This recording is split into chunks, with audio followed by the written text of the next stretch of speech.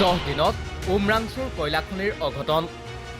উমৰাংচুৰ কয়লাখনিত আবদ্ধ 4গৰাকী শ্ৰমিকৰ হেওলাল সন্ধান। আনসকল শ্ৰমিকৰ ওলোৱা নাই সন্ধান। খনিত ওলোৱা নতুন পানীৰ সুঁতিয়ে উদ্ধাৰ কাৰ্যত বাধা দিছে। পানী সিঁচাটো হৈ পৰিছে প্ৰত্যাহ্বানমূলক।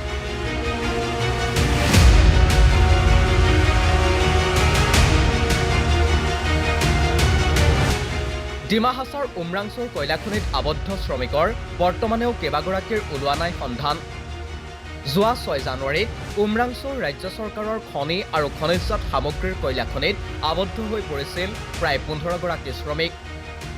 19খন কয়লাখনিত আবদ্ধ হৈ পৰিছিল শ্ৰমিকসকল। অৱশ্যে মুখ্যমন্ত্ৰী হিমন্ত বিশ্ব শৰ্মাই 9গৰাকী শ্ৰমিকৰ নাম ঠিকনা দি আবদ্ধ হোৱাৰ কথা সামাজিক মাধ্যমযোগে প্ৰকাশ কৰিছিল। এই শ্ৰমিক কেইগৰাকী আছিল নেপালৰ গংগা বাহাদুৰ শ্বেঠ, দৰঙৰ হুছেইন আলী, জাকিৰ হুছেইন, মুস্তাফা শ্বেইখ, কোকৰাঝাৰৰ চাপ্ৰা বৰ্মন, খুচিমোহন ৰায়, পশ্চিমবংগৰ সঞ্জিত চৰকাৰ, ডিমা হাছাওৰ লিজন মগৰ আৰু শোণিতপুৰৰ শৰদ গয়াৰী। ইয়াৰে গংগা বাহাদুৰ শ্বেঠৰ মৃতদেহ যোৱা 8 জানুৱাৰীত উদ্ধাৰ কৰে অভিযানকাৰী দলে। একেদৰে 11 জানুৱাৰীত অভিযানকাৰী দলে উদ্ধাৰ কৰে লিজেন মগৰ, খুচিমোহন ৰায় আৰু শৰদ গয়াৰীৰ মৃতদেহ।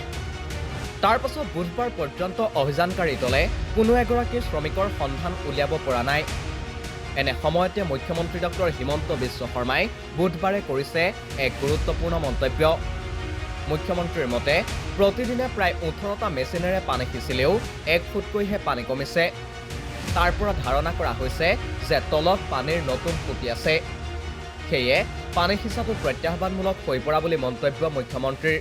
এটা আপডেট তাত পানী প্ৰত্যেক দিনাই প্ৰায় 18টা মেচিনেৰে পানীটো ডি ৱাটাৰিং কৰিব যত্ন কৰা হৈছে, কিন্তু প্ৰত্যেক দিনাই 1 ফুট কৰিয়ে পানী কমিছে। তাৰ পৰা এটা আন্দাজ কৰিব পাৰি যে তলত কিবা পানীৰ খুঁটি আছে, যোনে নেকি পুৰণা পানীখিনিৰ জেগাত নতুন পানী যোগান ধৰি আছে। আৰু এতিয়া দেখা গৈ আছে যে পানীটো আগত কলা আছিল, এতিয়া পানীটো পৰিষ্কাৰ হৈ গৈ আছে। তাৰমানে তলত নিশ্চয় নতুন খুঁটি আছে।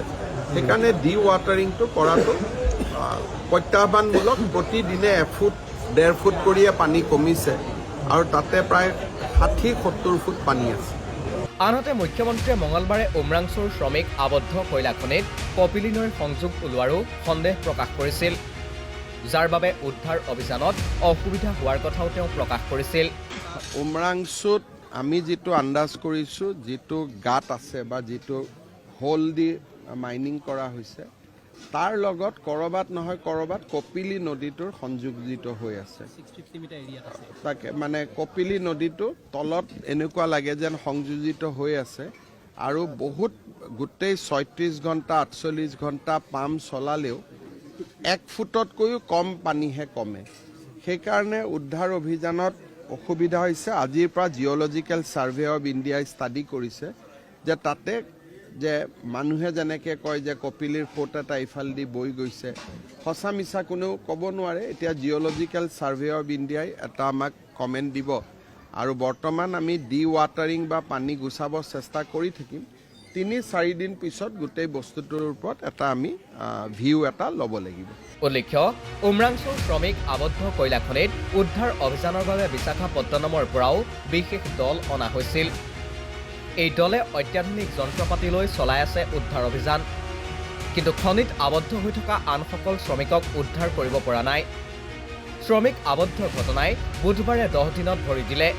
তাৰ পাছতো বাকী কেইগৰাকী শ্ৰমিকৰ সন্ধান নোলোৱাত তেওঁলোকৰ পৰিয়ালত সৃষ্টি হৈছে হাহাকাৰ অৱস্থা। এতিয়া তেওঁলোকৰ নেদেখাজনৰ ওচৰতে একমাত্ৰ আশা, ঘৰৰ মানুহজনক যেন উদ্ধাৰ কৰা।